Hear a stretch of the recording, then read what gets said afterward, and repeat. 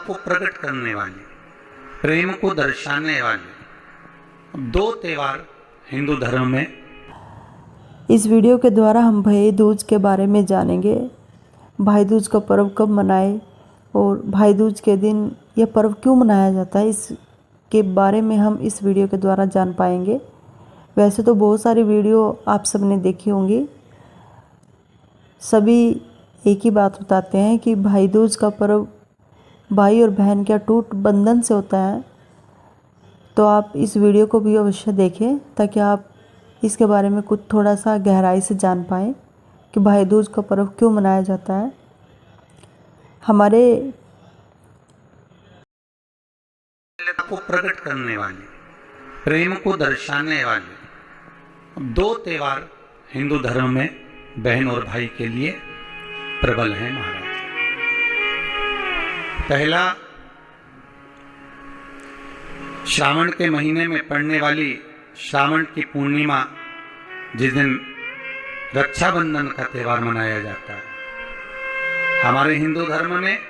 ये त्यौहार मूल्य को प्रकट करने वाली, प्रेम को दर्शाने वाली दो त्योहार हिंदू धर्म में बहन और भाई के लिए बहुत महत्वपूर्ण है। यह श्रावण के महीने में पड़ने वाली श्रावण की पूर्णिमा, जिस दिन रक्षाबंधन का त्यौहार मनाया जाता है, हमारे हिंदू धर्म में यह त्यौहार भी भाई और बहन को समर्पित है।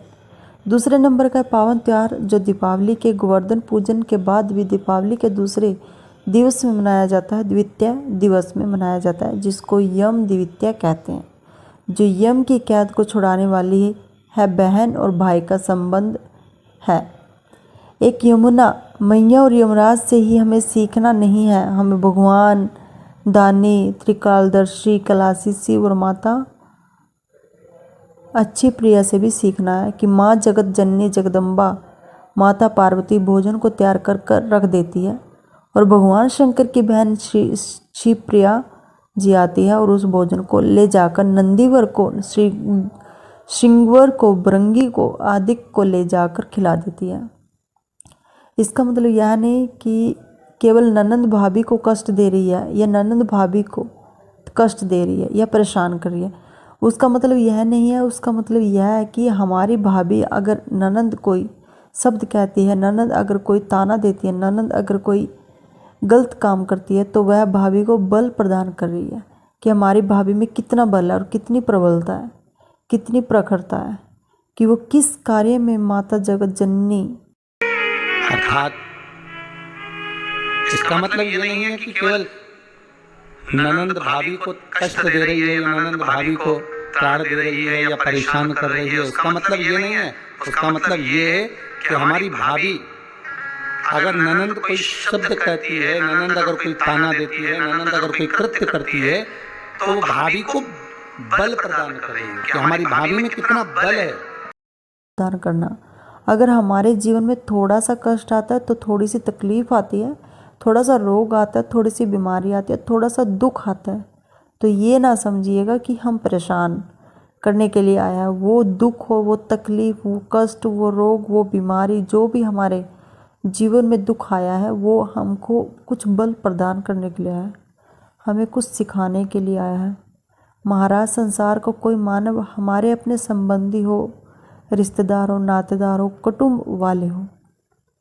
कबीले वाले हों, या अगर हमको कुछ कह रहे हैं, हमको कुछ ताने दे रहे हैं, हमको अपशब्द कह रहे हैं या हमारे ऊपर कमेंट कर रहे हैं, हमारे ऊपर कुछ कह रहे हैं, तो हाँ, यह हमें को बल प्रदान कर रहे हैं, हमको सिखा रहे हैं। जिस तरह एक साइकिल चलाने वाला एक बच्चा बार बार गिरता है, फिर उठता है, फिर गिरता है, फिर उठता है, फिर गिरता है,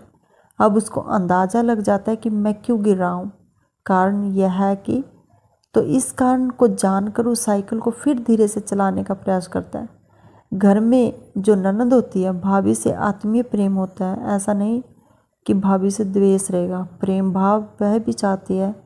कि इनमें बल प्राप्त हो, इनको बल प्राप्त हो, जिसे वह आने वाले समय को एक समुख में चुनौती के रूप में लेकर चले। तो आप ये वीडियो हमारे पूज्य पंडित प्रदीप जी मिश्रा के चैनल पर भी